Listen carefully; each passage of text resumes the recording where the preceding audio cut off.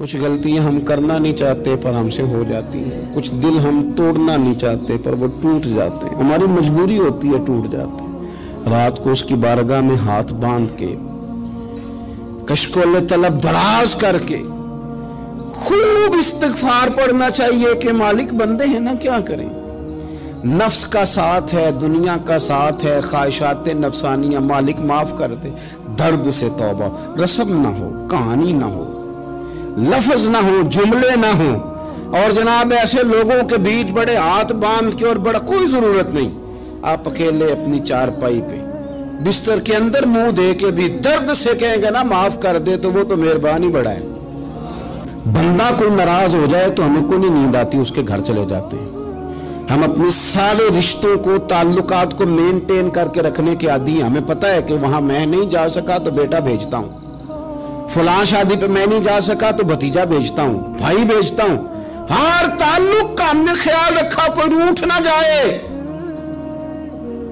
لیکن کمال ہے نا، یہ نہیں سوچا کہ اگر رب روٹھ گیا تو جب وہ روٹھ جائے نا تو سارے رشتے بھی بندے کے پاس موجود ہوں تو کوئی کرامت نہیں ہوتا، پھر کروڑوں روپیہ جیب میں ہوں تو ڈاکٹروں کی دوائیاں اثر نہیں کرتی۔ وہ روٹھ جائے تو پھر انسان اس طرح سے پھسلتا ہے کہ بڑے بڑے اس کے پاس دروازے ہوتے ہیں پر کسی جگہ اس کا ہاتھ نہیں لگتا۔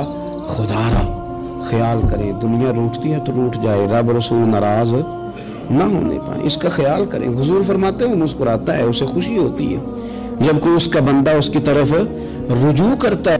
آپ دیکھیں نا، سارے ڈاکٹروں نے کہہ دیا کہ اس کے تو گردے، معدہ، جگر ہر چیز ختم ہے، گھر لے جاؤ خدمت کرو، ہر طرف پریشانی ہے۔ وہ بندہ بھی سمجھ گیا ہے کہ آخری وقت آ گیا، کل جاؤں پرسوں جاؤں، تیاری ہو گئی، سب لوگ آ گئے، باہر والے بھی آ گئے، یہ ماحول ایک عجیب رنگ اختیار کر گیا۔ اچانک ایک ڈاکٹر نے آ کے کہا نہیں غلطی لگ گئی تھی۔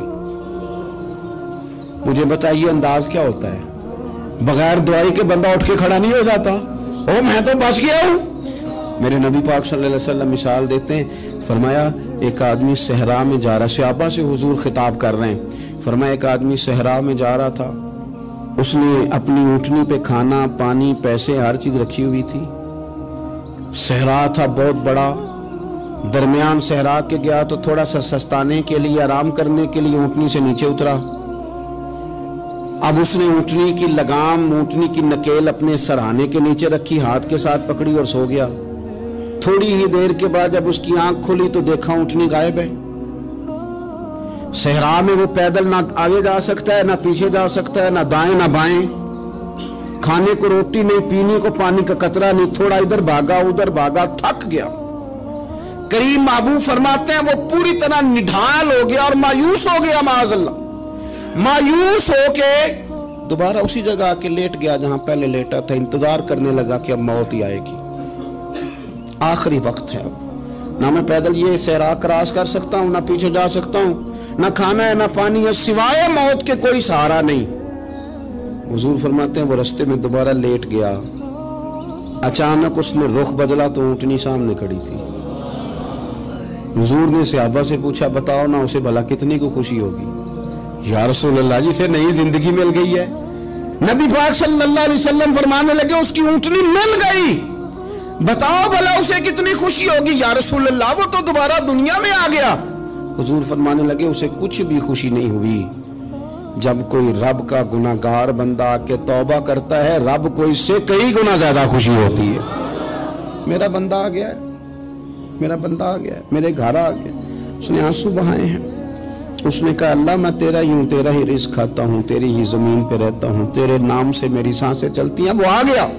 فرمایا اس اونٹنی والے سے زیادہ رب کو خوشی ہوتی ہے جب گناہگار آ کے توبہ کرتے ہیں۔ گناہگاروں کے آنسو اس کی بارگاہ میں بڑے مقبول ہیں، لیکن ہم رسم ادا کرتے ہیں، توبہ نہیں کرتے، ہم اپنے آپ کے ساتھ دھوکہ کرتے ہیں، جھوٹ بولتے ہیں۔ ہم نہ گناہگاروں پر بھی فتویٰ دینے میں جلدی کرتے ہیں اور نیکی پر بشارت دینے میں بھی جلدی کرتے ہیں، حالانکہ یہ ہماری ذمہ داری نہیں۔ پتہ نہیں اللہ تعالیٰ کس کو کب توفیق توبہ دے کے اپنے قریب کر لے، لیکن بڑی جلدی ہے، بڑی جلدی فتویٰ دینے میں۔ اور یہ فتویٰ صرف مفتیوں کا نہیں رہ گیا، یہ میری طرح کے، آپ کی طرح کے ڈھیروں میں ہوگا جنہوں نے جیب میں فتوے ڈالے ہوئے۔ بھئی آپ نے کیوں ذمہ داری لے لی ہے جنت میں داخل کرنے کی اور نکالنے کی؟ یہ تو میرے رب کریم کا کرم ہے، وہ جس کو چاہے جب چاہے جتنا چاہے عطا کرے۔ لیکن کچھ لوگ نا بڑے پکے ہو گئے ہیں کہ شاید جو میں سوچ رہا ہوں وہی درست ہے۔ کبھی کبھی کچھ چیزیں عجیب بھی ہوتی ہیں، لہذا خدا کی رحمت پر بھروسہ کر کے بات کرنی چاہیے، اپنی مرضی کے فتوے نہیں داغنے چاہیے۔ وہ دیکھو جی فلانا بندہ یوں کر رہا ہے، آپ کو پتہ ہی نہیں پوری بات کا، آپ کو علم ہی نہیں پوری بات کا۔ حضرت بہاءاللہ نقشبند بخاری رحمت اللہ علیہ فرماتے ہیں میں حج کرنے گیا تو وہاں میں نے ایک آدمی کو کروڑوں کا کاروبار کرتے دیکھا، تو میرے دل میں خیال ہے یہاں بھی اللہ اللہ کرنی چاہیے تھی، دنیا داری کر رہا ہے۔ لیکن فرماتے ہیں حج سے فارغ ہوئے تو میں نے دیکھا وہی بندہ سارا کچھ رب کی بارگاہ میں خیرات کر رہا ہے، اور سینکڑوں غریب حاجی ہیں جن کو پورے خرچے دے رہا ہے۔ تو میں نے وہی اپنی سوچ سے توبہ کی کہ میں کہاں تھا، بڑی جلدی کھڑے نہ ہو جائیں۔ حضرت حسن بصری رحمت اللہ تعالی علیہ ارشاد فرماتے ہیں کہ میں دریا کے کنارے گیا تو وہاں میں نے ایک شخص کو دیکھا، وہ اپنی ایک خاتون کی گود میں سر رکھ کے بیٹھا اور قریب ایک بوتل بھی پڑی ہے۔ میرے دل میں معاذ اللہ خیال آیا کہ دیکھو کس انداز میں ایک عورت کے ساتھ یہ ہے، اور پاس بوتل بھی پڑی ہے، جانے شراب ہے۔ کہتے میں سوچ ہی رہا تھا کہ اچانک کی کشتی آ رہی تھی دریا میں، وہ ہج کو لے کھائے، کشتی میں 4-5 لوگ تھے، وہ دریا میں ڈوبنے لگے۔ وہ آدمی تیزی سے اٹھا، دریا میں چھلانگ لگائی، پہلے ایک کو نکالا، پھر دوسرا نکالا، پھر تیسرا نکالا، ایک بندہ رہ گیا۔ کہنے لگا حضور مجھے تو آپ نے گناہگار سمجھا ہے، میں تو بڑے غلط انداز میں یہاں بیٹھا ہوں، آپ نے جو سوچا چلیں گے چوتھا بندہ آپ نکالنا ہے، کرے نا یہ کام، بڑے بھولے بھالے بڑے اللہ والے، ریاض آپ کو بس ہم ہی جانتے ہیں، اتنی جلدی فتویٰ۔ حضرت حسن بصری فرماتے ہیں میں پشیمان ہوا، میں نے کہا مجھے تیرنا نہیں آتا، تو دیر نہ کر چوتھا ڈوب نہ جائے۔ پھر تو اس نے چھلانگ لگائی، چوتھا بھی نکال لایا، اور کہنے لگا حضرت آپ نے جلدی کی سوچنے میں، یہ بی بی میری ماں ہے اور یہ سرکے کی بوتل ہے۔ ہم ماں بیٹے کا یہ مشغلہ ہے کہ یہ وہ جگہ ہے جہاں آ کے لوگ مسافر اترتے ہیں، اور یہاں سے کسی کا گھر 100 میل ہے، کسی کا 200 میل ہے، ہم صبح سرکہ کھجوریں روٹیاں لے کے یہاں آتے ہیں، مسافروں کی نوکری کرتے ہیں، کوئی پریشان ہو تو مدد کرتے ہیں۔ حضرت خواجہ حسن بصری فرماتے ہیں میں نے معافی مانگی، ان سے بھی مانگی، رب سے بھی مانگی، انہوں نے مانگ لی نا بزرگ تھے، پر ہم کو نہیں تیار مانگنے کو۔ ہم ہر وقت بدگمانیاں، وہ فلانے جرم کرتا تھا، میں اسے اب کیسے نیک مان لوں؟ بھئی اب وہ نمازی ہے، خدا کے گھر آتا جاتا ہے، اب اللہ کی بارگاہ میں حاضر ہوتا ہے، جب رب نے معاف کر دیا تو بھی سوچ بدل جا۔ سنیں حضور کیا فرماتے ہیں، نبی پاک صاحب العلاق صلی اللہ تعالی علیہ وسلم فرماتے ہیں، مسند امام احمد بن حنبل دیکھیے، فرمایا رب اس وقت بڑا ہی مسکرائے گا جب قاتل بھی جنت میں جائے گا، مقتول بھی جنت میں جائے گا۔ یا رسول اللہ مقتول تو گیا، یہ قاتل کیسے چلا گیا؟ حضور فرماتے ہیں جائے گا، اور رب مسکرائے گا جو اس کی شان کے لائق ہے۔ یا رسول اللہ کس طرح؟ تو نبی پاک صلی اللہ علیہ وسلم فرمانے لگے اس نے ایک مومن کو قتل کیا تھا، وہ شہید ہو کے جنت میں چلا گیا، اب اللہ نے بعد میں اسے توبہ کی توفیق دے دی، پہلے اس نے کلمہ پڑھا، پھر یہ میدان میں اترا، کافروں سے لڑا، یہ شہید ہوا، رب نے اسے بھی جنت دے دی۔ قاتل بھی جنت میں، مقتول بھی جنت میں، اور بات اتنی انوکھی ہے کہ رب دیکھ کے مسکرا رہا ہے جو اس کی شان کے لائق ہے۔ ہم جلدی میں ہیں، ہم انتظار نہیں کر رہے کہ شاید توبہ کر جائے، ہم انتظار نہیں کر رہے، لیکن میرے عزیز اتنی جلدی نہ کرے، سوچوں کا صاف ہونا، ذہنوں کا پاک ہونا، اور لوگوں کے بارے میں گمان کا اچھا ہونا۔ آپ کسی نفسیات کے ڈاکٹر کے پاس چلے جائیں، اسے کہیں ٹینشن بڑی ہے، میں ان کے مضامین پڑھتا رہتا ہوں، وہ سب سے پہلا سبق آپ کو یہ پڑھائیں گے کہ اچھا سوچا کریں۔ اچھا سوچنے سے بندہ تندرست رہتا ہے۔ کس سے بندہ تندرست رہتا ہے؟ ہاں جی واقعی، یعنی اس والے پڑوسی کے بارے میں بھی اچھا سوچنا ہے، گھر میں اس والے کے بارے میں بھی، چھوٹے بھائی کے بارے میں بھی اچھا سوچنا ہے، اور بڑے کے بارے میں بھی اچھا ہی سوچنا ہے، یعنی اپنی برادری قبیلے کے بارے میں بھی اچھا سوچیں، جو قبیلے کا نہیں اس کے بارے میں بھی چلیں تھوڑا سا اچھا سوچ لیں، اپنے بارے میں تو اچھا سوچا ہے، بڑا میں کہتا ہوں کہ ہم اپنی غلطیوں سمیت اپنے آپ سے بڑا پیار کرتے ہیں، اور دوسرے کی ایک غلطی نظر آ جائے تو ہمیں گھینانے لگ جاتی ہے۔ آپ جلدی نہ کریں، مالک نے موقع دیا ہے بندوں کو، نہ وہ کسی کا رزق چھین رہا ہے، نہ سانسیں چھین رہا ہے، وہ اپنی زمین پہ چلنے بھی دے رہا ہے، رہنے بھی دے رہا ہے۔ تو جب اس نے موقع دیا ہے آپ بھی تھوڑا موقع دیں، اللہ بڑا کریم ہے، دروازے کھولے گا، اس کے بندے اس کی بارگاہ تک پہنچیں گے۔ بدگمانیاں اور پھر بدگمانیوں کا عروج، اور اس لیول تک جا کے بات کر دینا ہے کہ جہاں سے خوف آئے کہ یار یہ بات نہیں کرنی چاہیے۔ کچھ لوگوں نے نا پکا ذہن بنا لیا یہ کہنے کا کہ ہاتھ بڑا تنگ ہے، پکا، آپ جس وقت پوچھ لیں ان کا ہاتھ اور بڑا ہی زیادہ تنگ ہے۔ آپ یقین کریں، بہن کا جو خامند ہے وہ کہہ رہا ہے جا حصہ لے کے آ، تیرے بھائیوں کی کمائی تو نہیں، تیرے ابا کی ہے، لے کے آ۔ وہ بیچاری اس کی منتیں کر رہی ہے، کہتی ہے اگر جاؤں گی نا تو وہ کہیں گے حصہ لے جا، آج کے بعد ہمارے گھر نہ آنا، میرا دروازہ نہ بند کرو، مہربانی کرو۔ اور بھائی سے بات کرتی ہے تو کہتا ہے ہاتھ ہی بڑا تنگ ہے، جب ٹھیک ہوگا تو دے دوں گا۔ نہ کریں یہ ظلم۔ ہمارے اپنے تڑپتے رہتے ہیں اور ہماری دولتیں اندر پڑی رہتی ہیں، ہمارے اپنی چھوٹی چھوٹی ضروریات کے لیے پریشان ہوتے ہیں، لیکن ہم بڑے بڑے بہانے ہیں ہمارے پاس، کہتے ہیں یہ نکما ہے، یہ نکھٹو ہے، یہ کام نہیں کرتا، اس میں فلانا ہے، بے فلانا ہے، بلے میں نے نہیں ساتھ چلنا۔ اظہار جب آپ کے اندر پیدا ہوتا ہے نا، اظہار جب کسی کے لیے آپ حساس ہوتے ہیں تو آپ کو بھی سرور حاصل ہوتا ہے۔ نہ کریں یہ کام کہ آپ کو اللہ نے وسعت دی ہے اور ہر وقت آپ ہاتھ تانگ ہونے کا رونا رو رہے ہیں، ہر وقت آپ یہ کہہ رہے ہیں میں بڑی آزمائش میں ہوں، جب خدا نے آپ پہ نہیں ڈالی تو اتنے جھوٹ بولنا صرف اس لیے کہ میرے پیسے بچ جائیں، صرف اس لیے کہانی سنانا کہ حالات میرے بڑے خراب ہیں کہ کوئی بندہ میرے سے کوئی تھوڑا بہت قرض نہ مانگ لے۔ سنو، نبی پاک صلی اللہ علیہ وسلم کے پاس مہمان آ گیا، بخاری مسلم ہے، حضور نے ازواج مطہرات کے گھروں میں پیغام بھیجا، کچھ چیز ہے ضیافت کے لیے؟ یا رسول اللہ کچھ بھی نہیں، یہ دو جہاں کے شاہ ہیں اور پاس کچھ رکھتے نہیں، دو جہاں کی نعمتیں ہیں ان کے خالی ہاتھ میں، یا رسول اللہ کوئی چیز بھی نہیں۔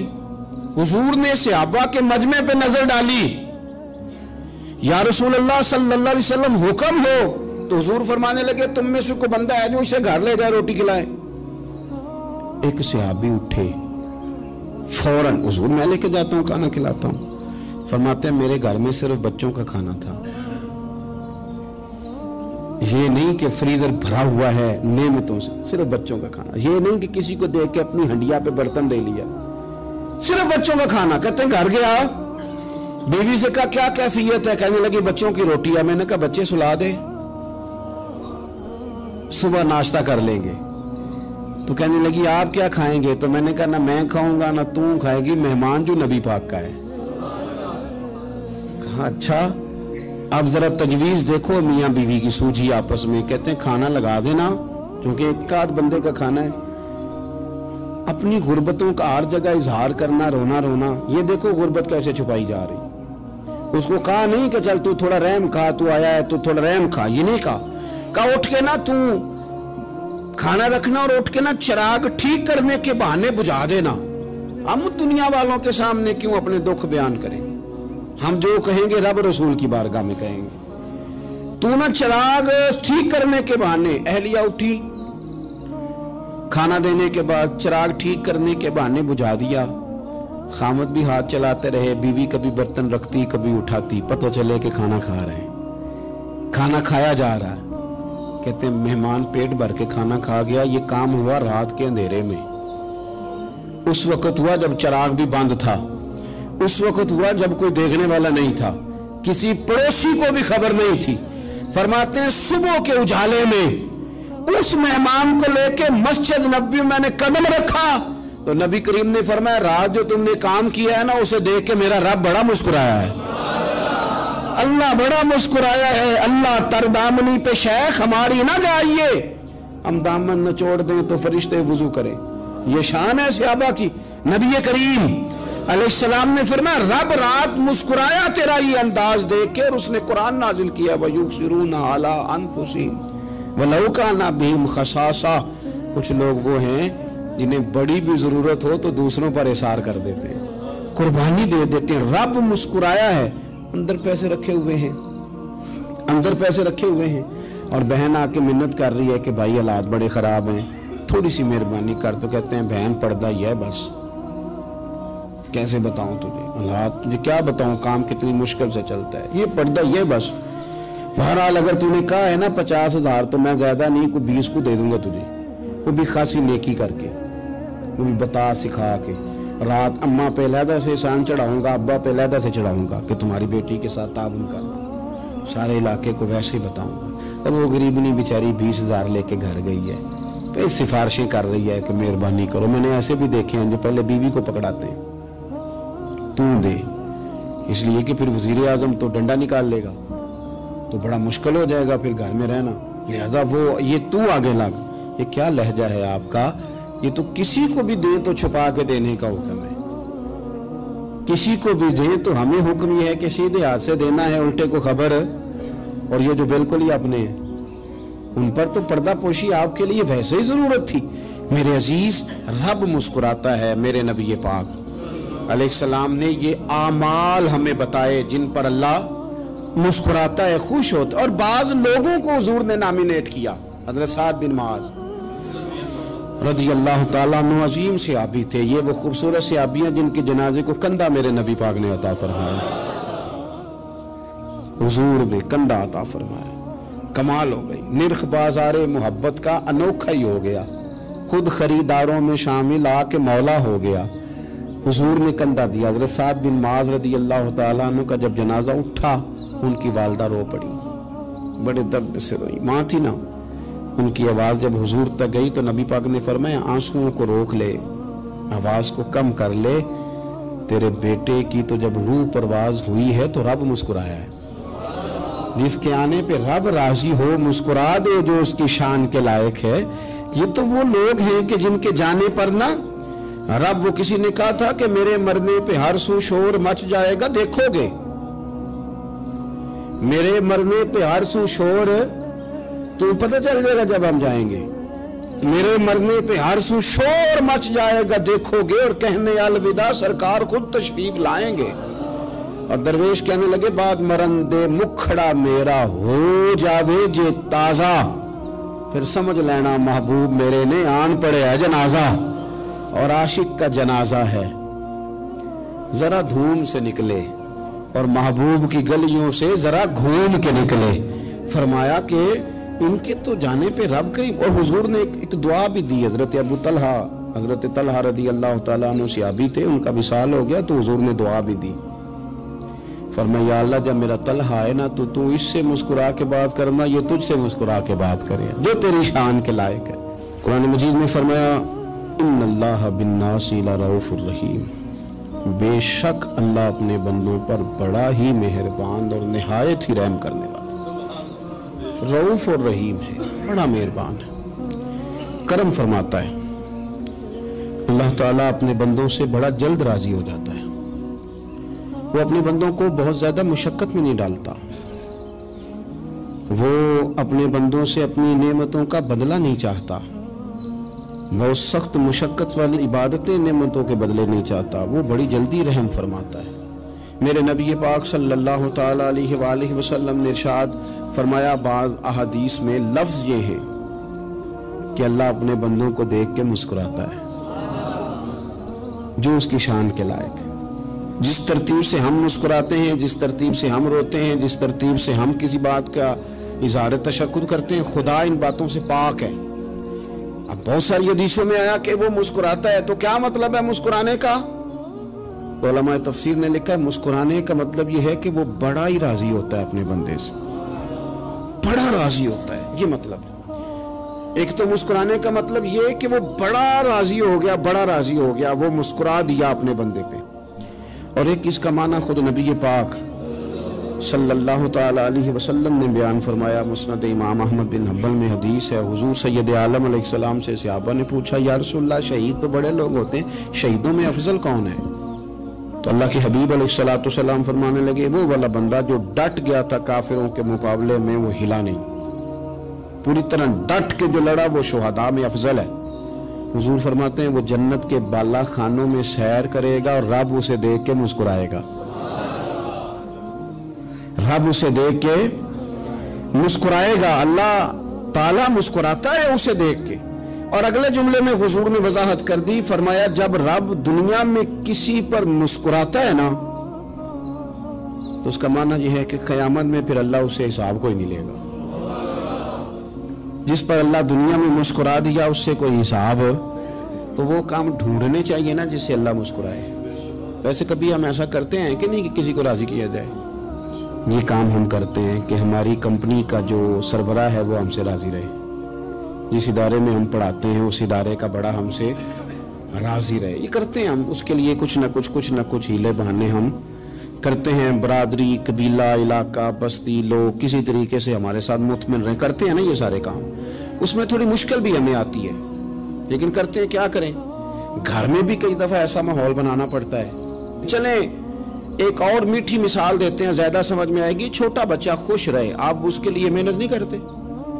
وہ چھوٹا ہے، اس کو خوش کرنا فرض ہے ابا پہ، لیکن وہ کہتا ہے کہ میں نے موٹر سائیکل لینا ہے۔ چھوٹا ہے، چلا ہی نہیں پائے گا، تو ابا پھر اسے راضی کرتا ہے، کہتا ہے بیٹے چھوٹا سائیکل لے لے، چل میں تجھے اڑانے والا جہاز لے دیتا ہوں۔ مقصود کیا ہے کہ اس کو ناراض نہیں کرنا، یہ روئے نہ، اس کا دل نہ ٹوٹے۔ ہو یارو سنو نا میں کیا کہہ رہا ہوں، اگر چھوٹے بچے کے لیے وہ چیزیں ڈھونڈتے ہو، میرے ابا جی نا اپنے نواسے کے لیے کھلونا لے کے آئے تو بچہ بڑا ہی کھیلا، تو ابا جی کہنے لگے لو پیسے پورے ہو گئے میرے۔ بچے کو پسند بڑا ہے نا، پیسے پورے کر چھڑے نے، انہیں دیکھو نا جی کتنا اس کو راضی ہوا ہے۔ تو انسان کیا کرتا ہے کہ کوشش کرتا ہے، چھوٹا بچہ بھی ناراض نہ ہو تو وہ چیزیں وہ ڈھونڈتا ہے کہ اس کو کیا پسند ہے، چاکلیٹ لے جاؤں، فلاں چیز لے جاؤں، آئس کریم لے جاؤں۔ تو ایک بچے کے لیے، گھر کے لیے، سربراہ کے لیے اتنی محنت کرتے ہو، تو وہ کام بھی ہمیں ڈھونڈ کے تلاش کرنے چاہیے نا جس سے رب راضی ہوتا ہے، اللہ راضی ہوتا ہے۔ بتاؤں وہ کون کون سے کام ہیں؟ نبی کریم صلی اللہ تعالی علیہ وسلم نے ارشاد فرمایا 3 لوگ ہیں جنہیں دیکھ کے رب مسکراتا ہے۔ یا رسول اللہ صلی اللہ علیہ وسلم وہ کون کون سے؟ تو محبوب فرمانے لگے ایک وہ بندہ ساری مخلوق سوئی ہے، آدھی رات ہے، رات کا پچھلا پہر ہے، اس نے اٹھ کے وضو کر لیا، مصلی پہ کھڑا ہو گیا خدا کی یاد میں، فرمایا اسے دیکھ کے رب مسکراتا ہے جو اس کی شان کے لائق ہے۔ مسکراتا ہے اللہ۔ یہ تو سونے کا ٹائم تھا، یہ تو گہری نیند آنے کا وقت تھا، رات کا پچھلا پہر۔ رات پوے تے بے درداں نو نیند پیاری آوے، تے درد منداں نو یاد سجن دی ستیاں وی آن جگاوے۔ اور ساون کی کالی راتوں میں جب بوندا باندی ہوتی ہے، وہ راتوں کو اٹھ اٹھ روتے ہیں جب خلقت ساری سوتی ہے۔ اللہ مسکراتا ہے۔ اور سننا میرے بھائی، میرے نبی پاک صلی اللہ تعالی علیہ وسلم فرماتے ہیں جب مسلمان نماز کے لیے صفیں بناتے ہیں نا، ترتیب لگ رہی ہوتی ہے، اب اللہ کی بارگاہ میں کھڑے ہوں گے، قیام کریں گے، رکوع کریں گے، سجود کریں گے، فرمایا جب مومن صفیں بناتے ہیں تو رب دیکھ کے مسکراتا ہے، مسکراتا ہے۔ کمال ہو گئے عروج بندگی کا، جب بندے کو دیکھ کے رب مسکرائے۔ خدا بندے سے خود پوچھے بتا تیری رضا کیا ہے، مسکراتا ہے۔ اور میرے نبی پاک علیہ السلام فرماتے ہیں جب مجاہد جہاد کے لیے صفیں سیدھی کرتے ہیں، آج تو یہ رب کے نام پہ مرنے ہی آ گئے، یہ صفوں میں کھڑے ہوں گے، ترتیب سے لڑیں گے، ترتیب سے گلا کاٹیں گے کافروں کا یا شہادت لیں گے۔ فرمایا جب جہاد کے لوگ صفیں بناتے ہیں تو رب انہیں دیکھ کے مسکراتا ہے۔ کتنے نصیبوں والا وہ بندہ ہے جسے دیکھ کے مسکرا دیا۔ او یار کبھی تیرا بیٹا تیرے سامنے مسکرائے نا چھوٹا، تو تیرا دل باغ باغ ہو جاتا ہے۔ تیری ماں بیمار کسی ایک دن صحیح طرح ہنس پڑے تو طبیعت خوش ہو جاتی۔ مجھے بتاؤ نا جس کا رب بھی اسے دیکھ کے ہنس پڑے، جو اس کی شان کے لائق ہے، کیا اس بندے کے نصیبیں ہیں، کیا اس کے مقدر ہیں۔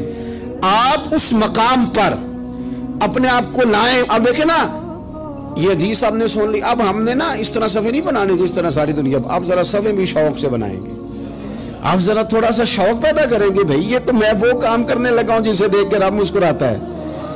نبی پاک صلی اللہ علیہ وسلم نے فرمایا جب کوئی بندہ توبہ کرتا ہے نا، ہم توبہ کا رٹا لگاتے ہیں، یا اللہ میری توبہ یا اللہ۔ اور توبہ کا تو مطلب یہ ہے کہ پچھلے گناہوں سے پکی توبہ، آج کے بعد یہ غلطی نہ کرنے کا پکا وعدہ۔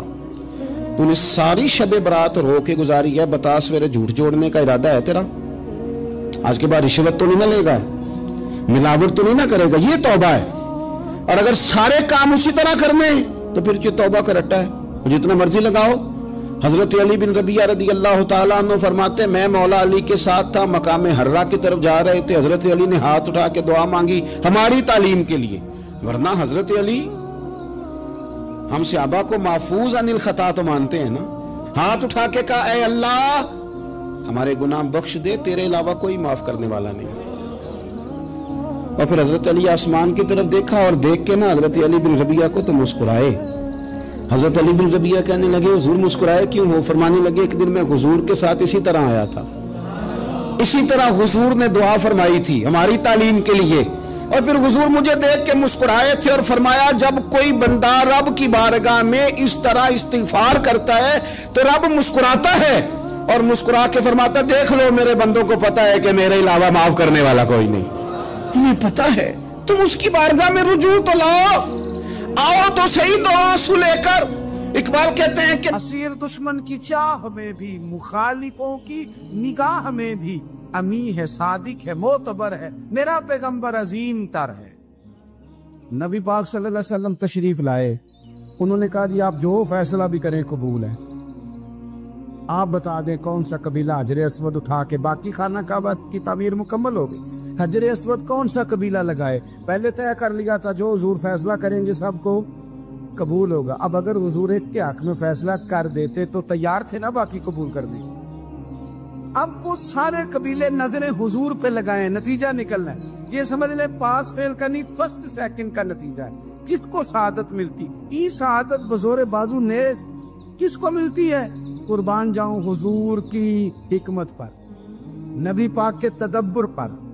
اب ایک کو بھی اگر حضور کہتے تو لگا دے تو باقی وعدہ کر چکے تھے مانیں گے، پر یاد پریشانی تو ہوتی ہے نا کہ ہم سیکنڈ آ گئے، تھرڈ آ گئے، اب یہ سب چاہ رہے تھے سعادت لینا، تو رسول پاک نے نا چادر بچھائی، حجر اسود اٹھا کے رکھا، فرمایا لڑو نا، سارے یہ ایک ایک کونے سے چادر پکڑ لو، قربان جائیں سب نے اٹھا لیا اور اٹھا کے جگہ لے آئے جہاں نصب کرنا تھا، حضور نے اپنے دست مبارک سے پکڑا وہاں لگا دیا۔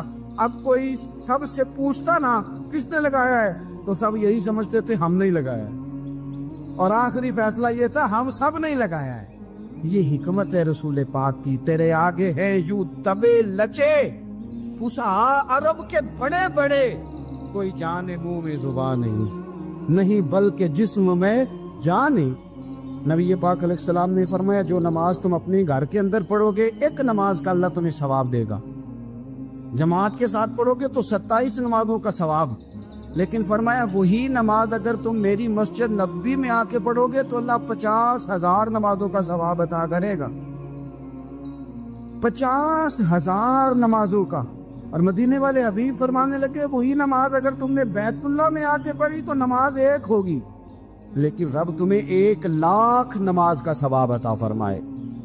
اب یہ فضیلت حضور نے بیان کی، فضیلت دیکھیں اللہ تعالیٰ کی رحمتیں ہر جگہ برستی، یہاں کب برسیں گی ہمیں کوئی پتہ نہیں، تقریر کے وقت، خطبے کے وقت، نماز کے وقت، دعا کب برسیں گی نہیں پتہ، لیکن خانہ کعبہ کا جو معاملہ ہے اور وہاں جو رحمت کا معاملہ ہے، ملا رومی فرماتے ہیں کہ خدا کی رحمت اگر تجھے اتنی مل جائے نا قطرے کے برابر بھی، تو سمجھ لے تیری دنیا بھی بن گئی اور تیری آخرت بھی بن گئی۔ اب میرے نبی پاک علیہ السلام کی حدیث سنیں، حضور فرماتے ہیں روزانہ بیت اللہ شریف پر اللہ کی 120 رحمتوں کا نزول ہوتا ہے۔ یا رسول اللہ کس وقت ہوتا ہے؟ فجر کے وقت، ظہر کے وقت، عصر کے وقت، طواف کے وقت، نماز کے وقت، کب؟ تو حضور نے طے کر کے بتایا، فرمایا 120 رحمتیں اللہ خانہ کعبہ پہ نازل فرماتے ہیں۔ یا رسول اللہ کب؟ فرمایا 60 رحمتیں تو ان پہ برستی ہیں جو بیت اللہ کا طواف کرتے، اور فرمایا 40 رحمتیں اس پر برستی ہیں جو حرم شریف میں نماز پڑھتا ہے، اور حضور فرماتے ہیں کچھ بھی نہ کرے بس بیٹھ کے کعبے کی زیارت ہی کرتا رہے، 20 رحمتیں تو اللہ اسے بھی عطا فرما دے۔ کتنی مقدس جگہ ہے، وہاں جانے کا ذوق، وہاں جانے کی تڑپ، وہاں جانے کا شوق۔ ان لوگوں سے تھوڑا سا شکوہ ہے جو کہتے ہیں جی میں نے جی بڑی راج راج کے زیارت کر لی ہے، بس راج گئے، ختم ہو گئی بات۔ سنو، نبی پاک علیہ السلام نے 53 سال حیات ظاہرہ کے وہاں گزارے، 53 سال، لیکن جناب صدیق اکبر رضی اللہ تعالیٰ عنہ فرماتے ہیں قربان جاؤں جس رات میرے کریم محبوب علیہ السلام ہجرت کی رات مکہ مکرمہ سے نکل رہے تھے تو حضور پلٹ پلٹ کے بیت اللہ کو دیکھتے، حضور پلٹ پلٹ کے دیکھتے تھے، اور پھر میرے محبوب کریم علیہ السلام نے پلٹ کے کعبے کی طرف دیکھ کے فرمایا بیت اللہ تو مجھے بڑا ہی پیارا ہے، تو مجھے بڑا ہی پیارا ہے، اے شہر مکہ تو مجھے بڑا ہی پیارا ہے۔ فرمایا اگر میری قوم مجھے پریشان نہ کرتی میں تجھے کبھی چھوڑ کے نہ جاتا۔ 53 سال رہنے کے باوجود بھی حضور کا بیت اللہ سے پیار، نبی پاک کی اس شہر کے ساتھ وابستگی، وہ دلچسپی، وہ ذوق، وہ شوق، وہ کیفیات کیوں مان پڑتے جا رہے ہیں ہمارے جذبے؟ ہمارے سیاست کی باتیں روز ہونے لگی ہیں، بحثوں کی باتیں روز ہوتی، لیکن اپنا عشق مضبوط کرنے کی بات، آپ یقین کریں جو عشق ہوتا ہے یہ بندے کو آزاد کر دیتا ہے، یہ بندے کو عشق آزاد کر دیتا ہے۔ اعلیٰ حضرت فرماتے ہیں اے عشق تیرے صدقے جلنے سے چھٹے سستے، جو آگ بجھا دے گی وہ آگ لگائی ہے۔ اور علامہ اقبال کہنے لگے اقبال سمجھاتے ہیں، وہ کہتے ہیں بجھی عشق کی آگ اندھیر ہے، اب مسلمان نہیں اب خاک کا ڈھیر ہے۔ کہتے ہیں بغیر عشق کے نا کوئی کام بھی، نماز بھی بغیر عشق کے پڑھی جاتی ہے تو کوئی مزہ ہی نہیں دیتی، بندے کہتے ہیں دل ہی نہیں لگتا، پیری مریدی ہے بغیر عشق کے ایسی رسم ہی ہے، ٹھیک ہے گزارا چل رہا ہے، قرآن شریف کی تلاوت ہے تو بغیر عشق کے کیسے کیفیات چلیں گی؟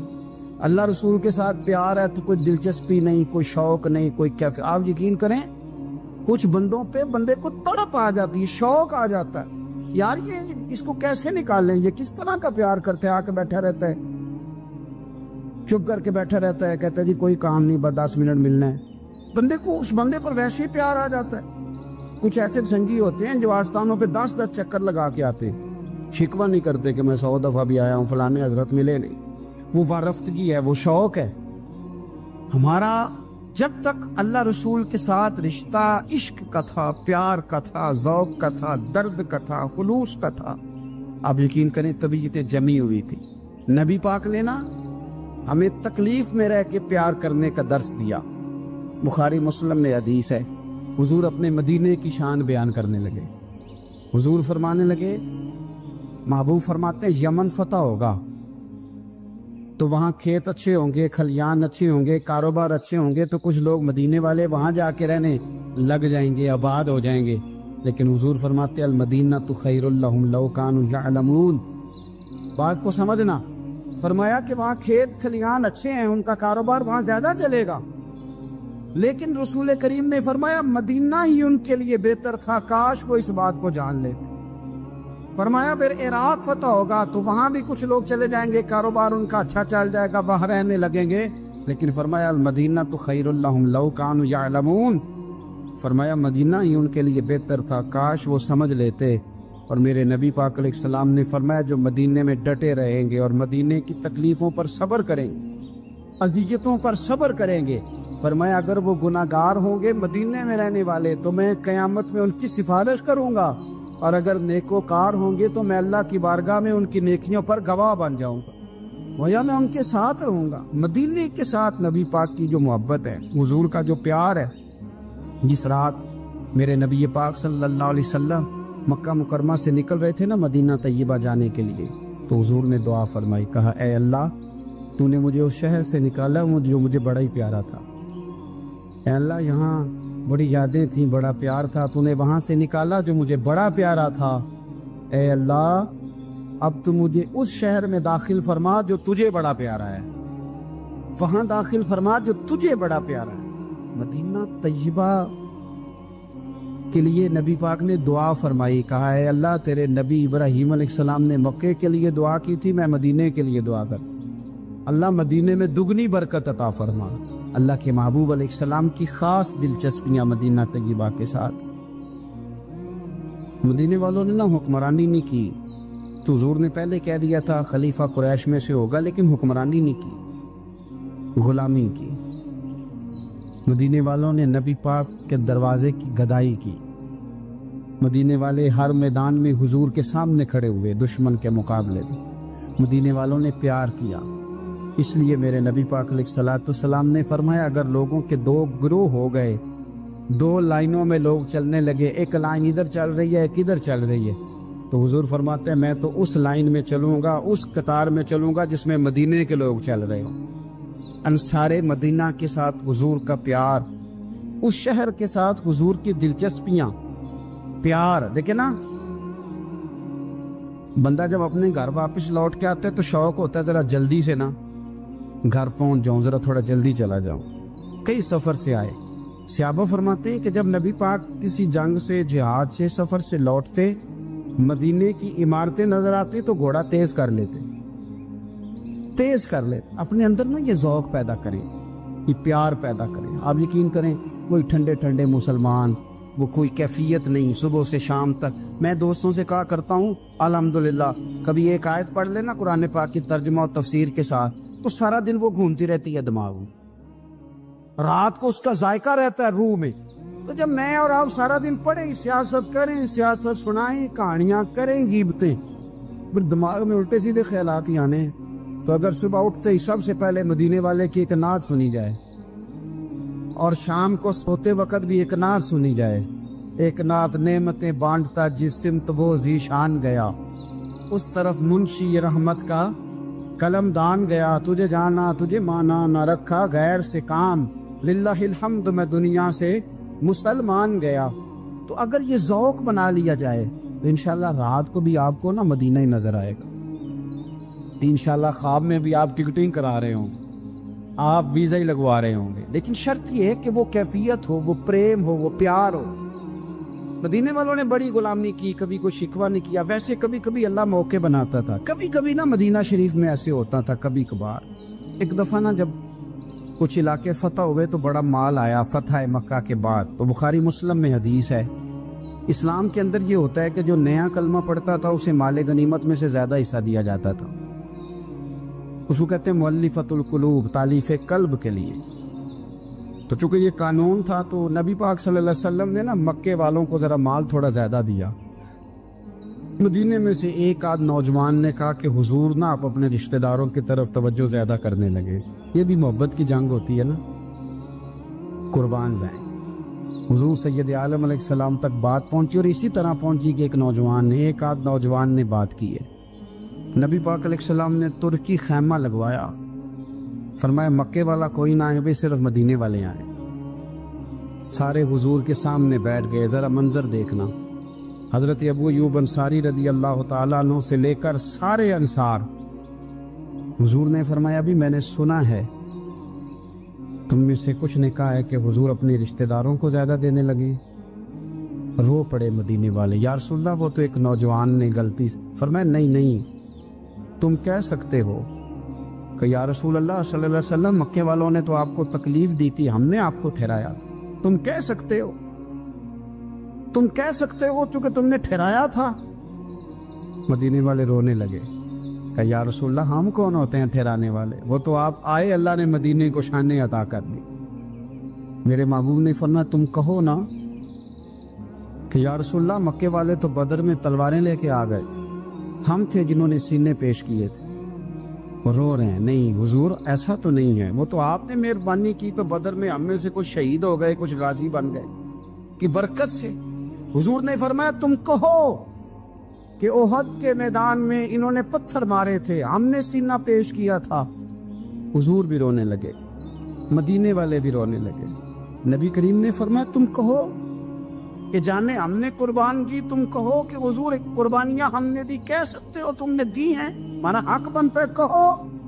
اور جب رو رو کے بے حال ہو گئے تو سرکار بھی روئے، کھل کے روئے، پھر آنسو پونچھے اور کریم رسول فرمانے لگے او بھولے مدینے والو، کیا تم یہ نہیں پسند کرتے کہ لوگ جب اپنے گھروں میں جائیں تو بھیڑ بکریاں لے کے جائیں، اور جب مدینے والے اپنے گھر جائیں تو اللہ کے رسول کو ساتھ لے کے جائیں؟